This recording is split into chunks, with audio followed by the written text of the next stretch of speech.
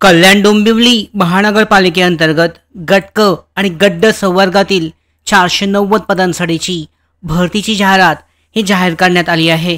सविस्तर जाहिरात हे उपलब्ध झाली असून पाहू शकता कल्याण डोंबिवली महानगरपालिका कल्याण यांच्या अंतर्गत गट क आणि गट ड मधील रिक्त पदे सरळ सेवा प्रवेशाने भरण्यासाठीची ही जाहिरात प्रसिद्ध करण्यात आली आहे। कल्याण डोंबिवली महानगरपालिका आस्थापनेवरील गट क आणि गट ड मधील रिक्त पदे सरळ सेवा प्रवेशाने भरण्यासाठी जाहिरात प्रसिद्ध करण्यात येत आहे। प्रस्तुत जाहिरातीमधील पदे ही प्रशासकीय सेवा, निमवैद्यकीय सेवा, लेखा सेवा, अभियांत्रिकी सेवा, अग्निशमन सेवा, विधी सेवा, त्याचबरोबर क्रीडा सेवा, उद्यान सेवा इत्यादी सेवेमधील आहेत। त्यामुळे पाहू शकता तुलनात्मक स्पर्धा होण्यासाठी पुरेसे उमेदवार असणे आवश्यक आहे। तसेच प्रस्तुत भरतीसाठी पुरेसा प्रतिसाद हा प्राप्त होण्याकरता जाहिरात देण्यात येत आहे। त्यामुळे पाहू शकता सदर निवेदनाद्वारे कळवण्यात येते की जाहिरातीनुसार गट क व गट ड मधील 490 पदांकरता अर्ज करण्याचा कालावधी हा 10 जून 2025 पासून ते 3 जुलै 2025 पर्यंत असणार आहे। पाहू शकता वरील जाहिरातीमध्ये नमूद केल्याप्रमाणे शैक्षणिक अर्हता व इतर बाबींची पूर्तता करणाऱ्या पात्र व इच्छुक उमेदवारांनी KDMC पाहू शकता अधिकृत जी संकेतस्थळ आहे याद्वारे अर्ज करण्यासाठीची लिंक उपलब्ध करून दिली जाईल।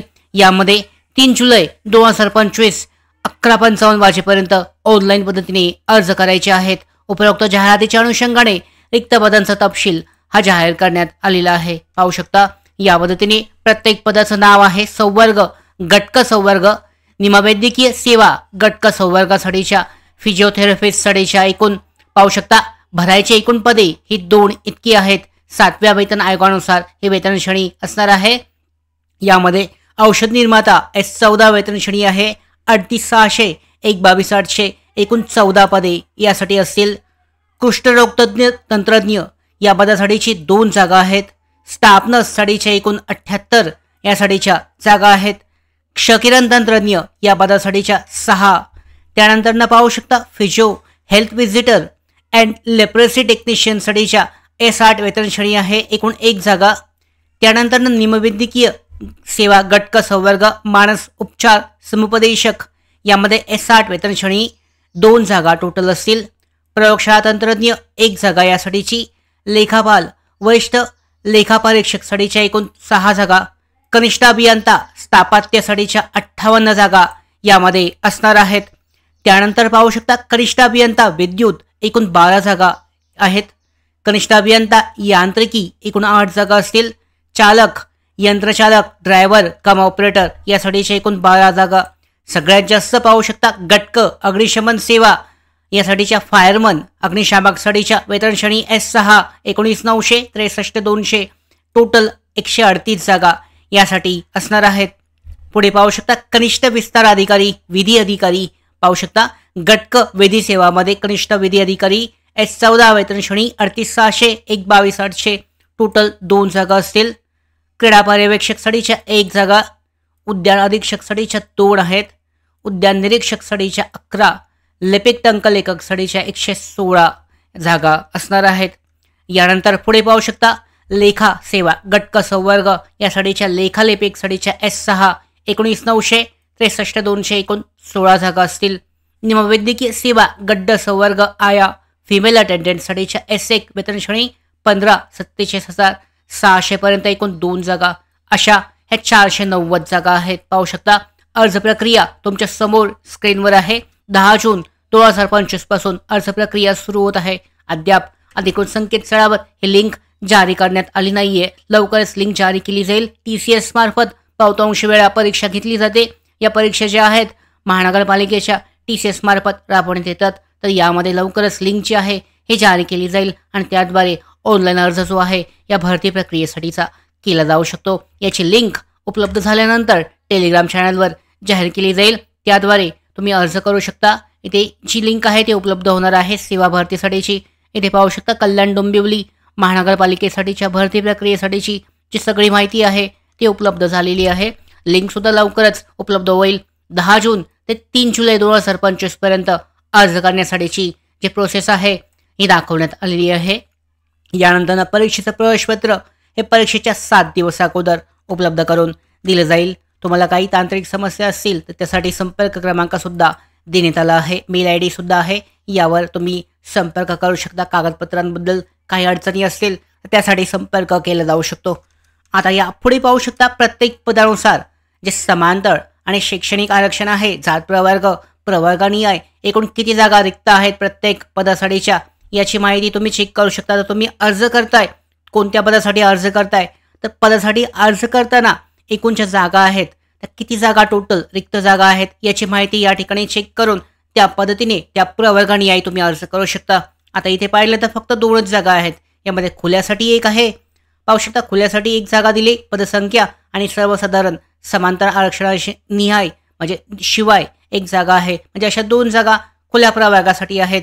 अनुसूचित जातीसाठी एक जागा आहे आणि खुल्यासाठी एक आहे. म्हणजे बाकी प्रवर्गामधून जर तुम्ही अर्ज केलात त्याचा उपयोग होणार नाहीये, कारण अनुसूचित जातीसाठी एक जागा जाईल आणि बाकी सगळे जे अर्ज करतील ते खुल्या प्रवर्गामधून असतील.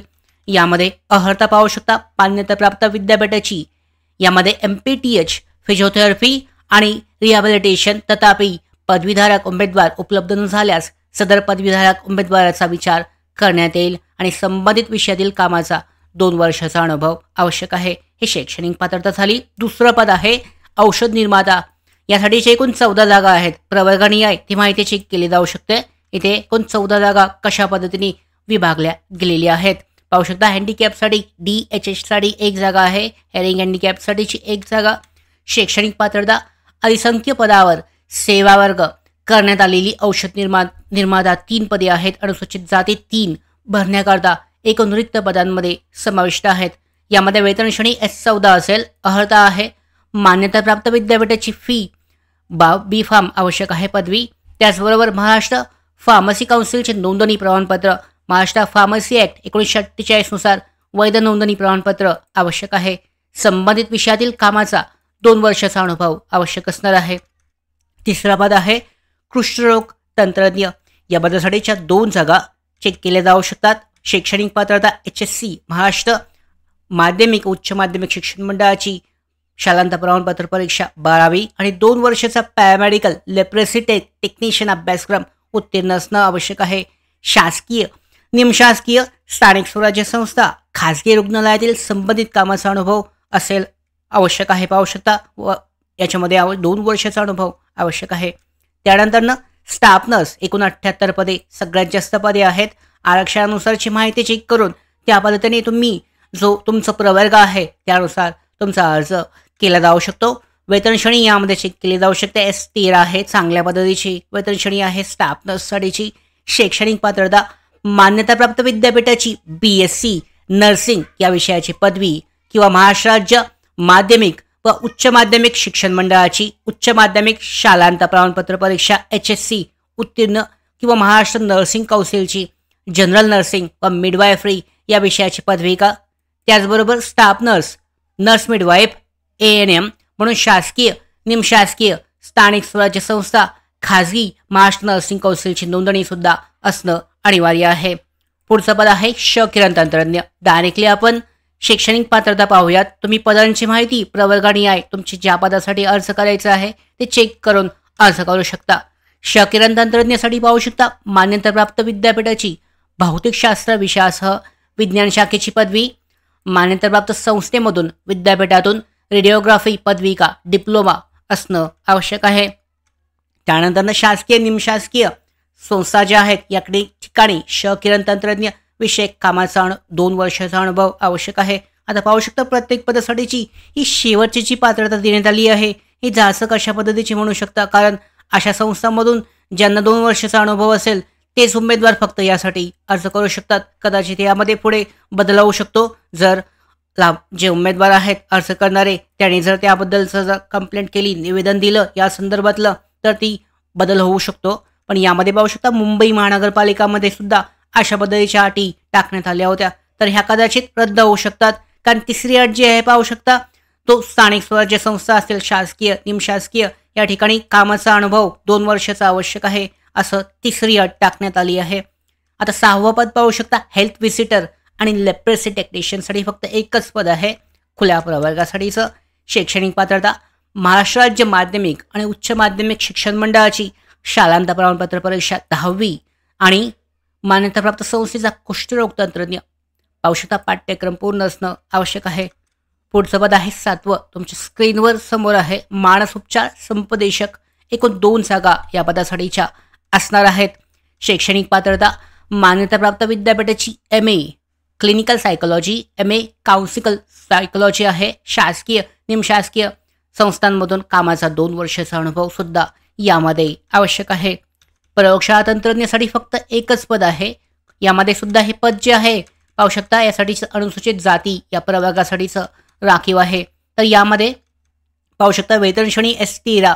शैक्षणिक पात्रता मान्यताप्राप्त विद्यापीठाची भौतिकशास्त्र किंवा रसायनशास्त्र आहे, जीवशास्त्र, वनस्पतीशास्त्र, प्राणीशास्त्र विषयासह विज्ञान पदवी आणि संस्थेची DMLT उत्तीर्ण असणं आवश्यक आहे. संबंधित विषयातील कामकाजाचा 2 वर्षाचा अनुभव आवश्यक आहे. यानंतर पाहू शकता 9वं पद लेखापाल वरिष्ठ लेखा परीक्षकसाठीचे 6 पदे आहेत. यासाठीची प्रवर्गानिहाय चेक केली जाऊ शकतात. शैक्षणिक पात्रता मान्यताप्राप्त विद्यापीठाची वाणिज्य शाखेची पदवी आवश्यक आहे. लेखा व लेखापरीक्षण विषयक कामाचा 3 वर्षाचा अनुभव आवश्यक आहे. निवड झालेल्या उमेदवारास 2 वर्षात विभागीय परीक्षा उत्तीर्ण होणं आवश्यक असणार आहे. कनिष्ठ अभियंता स्थापत्य एकूण 58 पदे यासाठीची असणार आहेत. यामध्ये पाहू शकता शैक्षणिक अर्हता मान्यताप्राप्त विद्यापीठाची सिव्हिल अभियांत्रिकी शाखेची पदवी असणं आवश्यक आहे.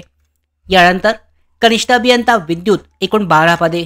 यासाठी शैक्षणिक पात्रता मान्यताप्राप्त विद्यापीठाची इलेक्ट्रिकल अभियांत्रिकी शाखेची पदवी जी आहे ती असणं आवश्यक आहे. पुढे पाहू शकता कनिष्ठ अभियंता यांत्रिकी एकूण 8 पदे यासाठी आहेत आणि यासाठीची शैक्षणिक पात्रता मान्यताप्राप्त विद्यापीठाची यांत्रिकी मेकॅनिकल अभियांत्रिकी शाखेची पदवी आवश्यक आहे.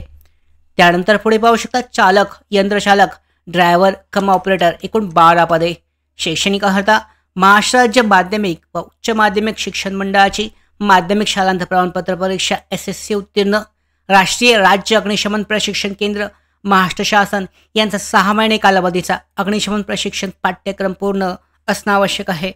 वैद्य जड वाहन चालवण्याचा परवाना आवश्यक आहे. जड वाहन चालक म्हणून 3 वर्ष काम केल्याचा अनुभव सुद्धा आवश्यक आहे.